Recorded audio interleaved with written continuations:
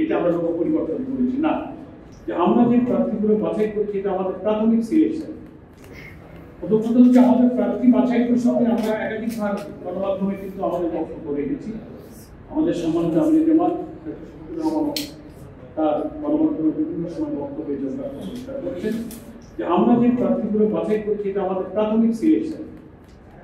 নির্বাচনী ময়দানে আমাদের প্রার্থীদেরকে আসলে কাজ করবার জন্য, ময়দান তৈরি করবার জন্য আমরা একটা প্রাথমিক সিলেকশন করেছি এবং বলে দেওয়া হয়েছে যে এটাই চূড়ান্ত নয়। আপনারা মাঠে যান, কাজ করেন, নির্বাচনে পোলারাইজেশন বের করুন, নির্বাচনের দিনক্ষণ যত এগিয়ে আসতে থাকে তত পোলারাইজেশনকে ছোট করতে থাকে, জোট হয়, আন্ডারস্ট্যান্ডিং হয়, সমঝোতা হয়, নানান রূপে কিন্তু একেবারে তফসিল ঘোষণা পর্যন্ত এই পোলারাইজেশনের রূপ কিন্তু একটা পরিণত অবস্থা ধারণ করবে।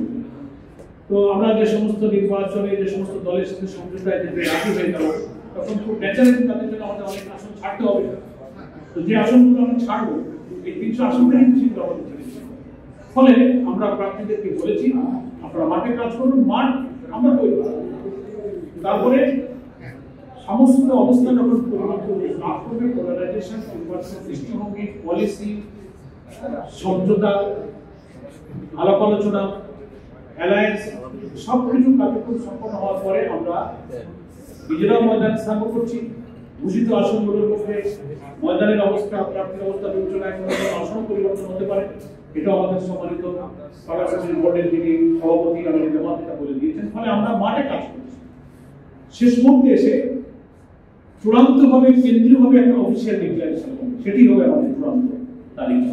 এখন যেটা হয়েছে এটা একটা প্রাথমিক সিলেকশন। আরেকটা কথা বলেছেন, সেকেন্ড কোশ্চেন, লোগোর ব্যাপারে ভুল তথ্য কেউ তথ্য না জানার কারণে মিডিয়াতে বেশি প্রচার করছেন যে এটা আমরা লোগো পরিবর্তন করেছি না।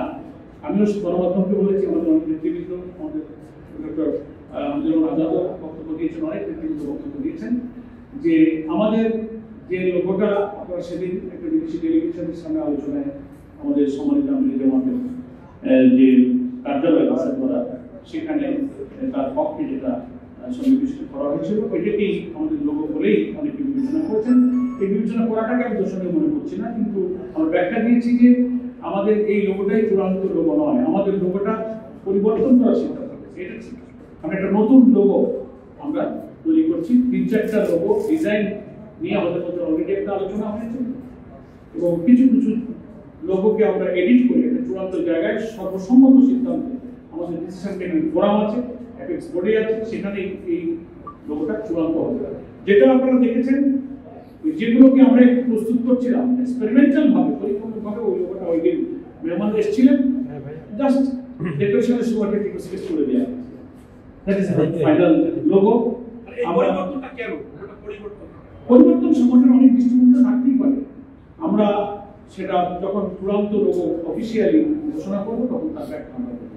আমাদের লোগো এখন চূড়ান্ত হওয়ার প্রক্রিয়া আছে, কিছু সংশোধন এবং এডিটিং এর প্রক্রিয়া চলছে। আমরা এই যে লোগো আপনারা দেখেছেন এটা আমাদের চূড়ান্ত লোগো, এটা প্রস্তুতির মধ্যেই একটা পরীক্ষামূলকভাবে আমাদের ওখানে একটু প্রতিস্থাপন করা হয়েছিল। এটা আমাদের চূড়ান্ত লোগো নয়। আমরা লোগো যখন চূড়ান্ত করবো তার ব্যাখ্যা আমরা ইনশাআল্লাহ